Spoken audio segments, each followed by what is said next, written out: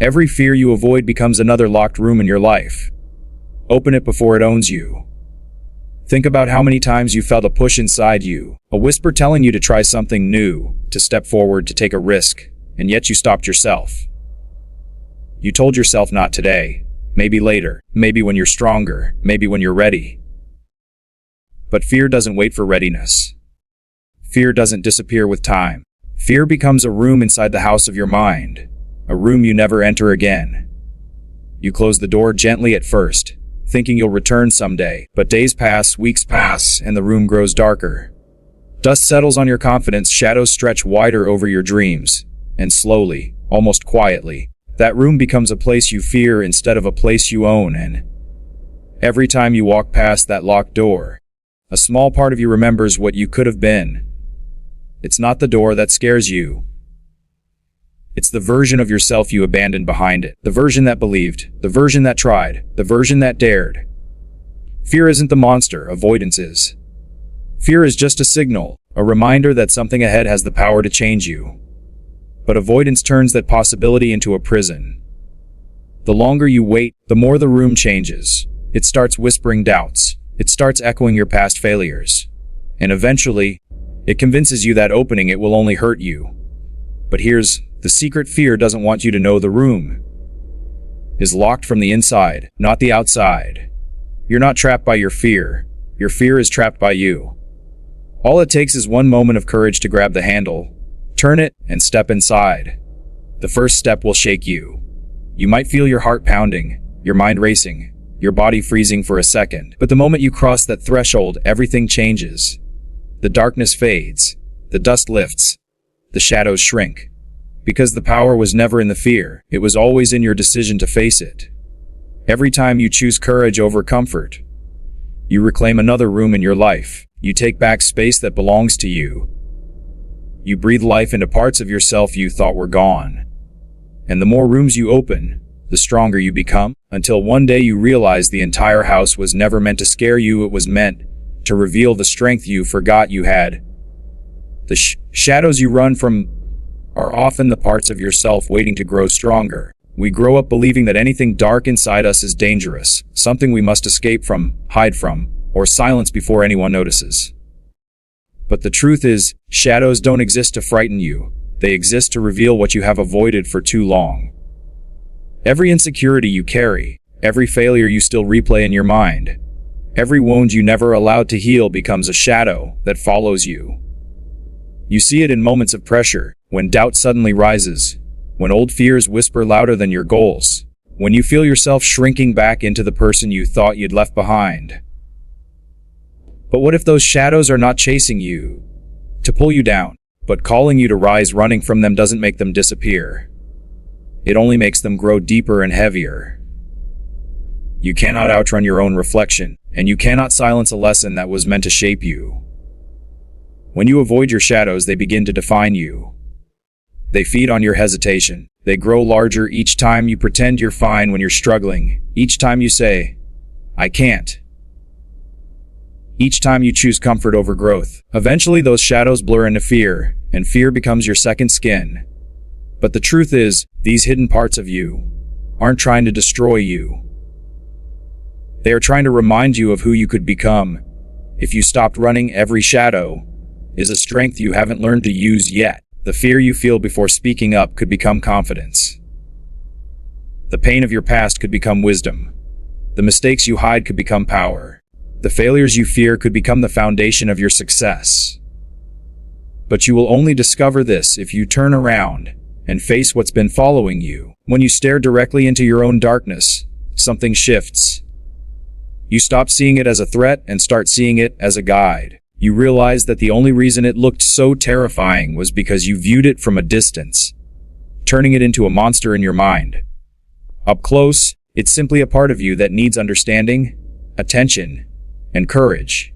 And when you finally step toward the shadow, instead of away from it, it shrinks, softens, it transforms. You begin to understand that the most powerful version of yourself is not the one who avoids the darkness, but the one who learns to carry light into it and discovers strength where fear once lived. Your comfort zone is the quietest monster. Its silence slowly kills your potential.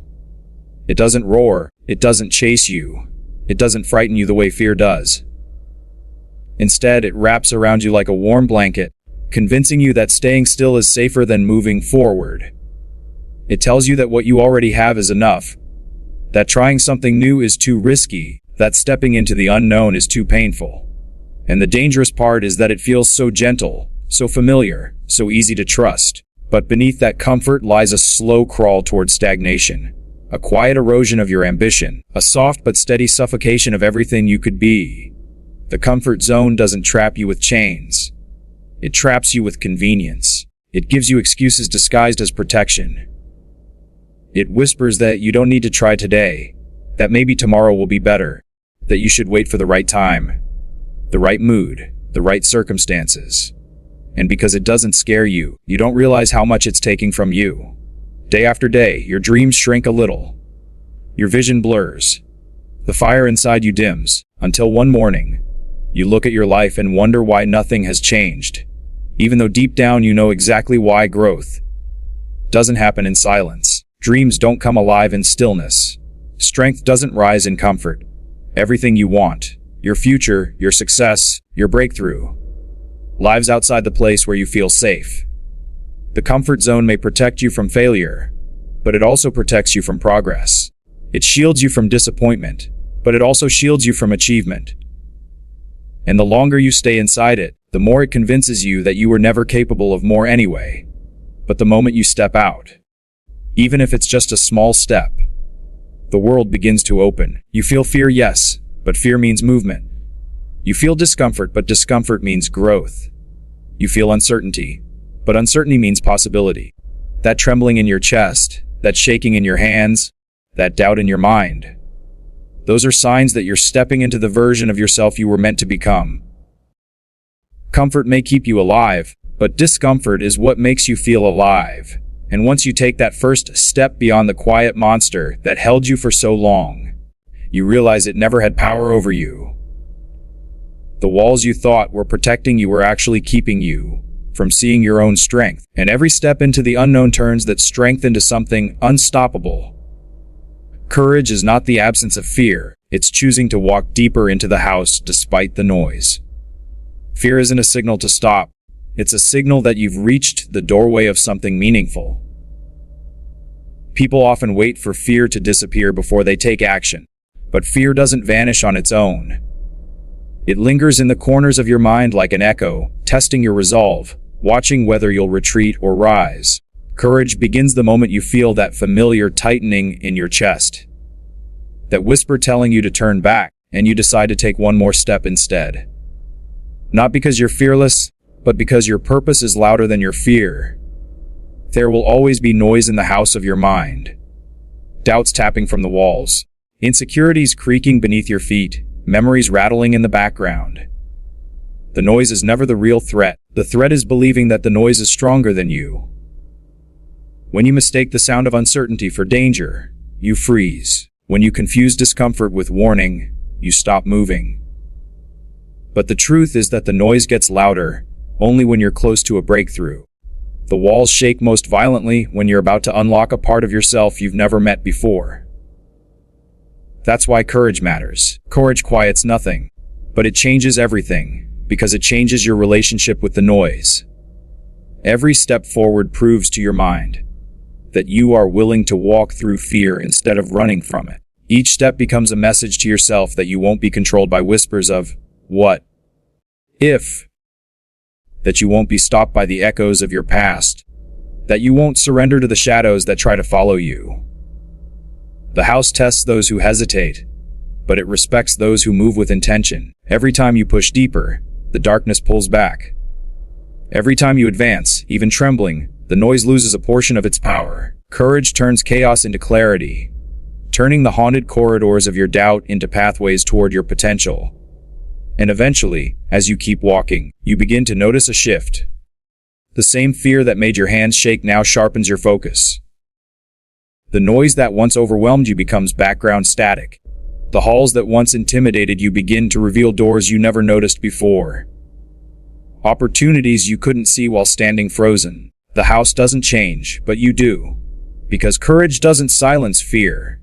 It teaches you to keep moving even as the fear walks beside you,